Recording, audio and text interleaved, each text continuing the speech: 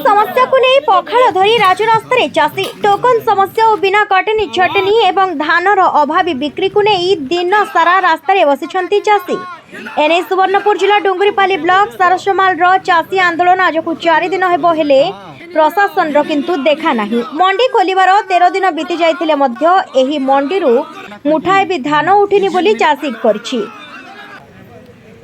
एहाकु नहीं बरपाली सोनपुर मुख्य रास्ता सारसमाल छकर चारि पार्श्वे धान रखी रास्ता रोक आंदोलन करुछि, जहाद्वारा यातायात ठप हो जाइछि। उभय पार्श्वे बहु संख्यार गाड़ी गुड़िक छुड़ा हुई रही। तेबे चाषींकर सुनार फसल केबे बिक्री करिबो और ऋण भार किपरि सुझिबो चिंतार पड़ी जाइछि चाषी कूल। एपटे मिलर्स 4 ରୁ 5 किलो कटनीर कथा कहूथुबा चाषी करिछि। तेणुकरी जिला प्रशासन एही मंडी समस्यार समाधान यथाशीघ्र कले चाषी उपकृत होई परिबे। कटनी झन्नी चलिबो नाही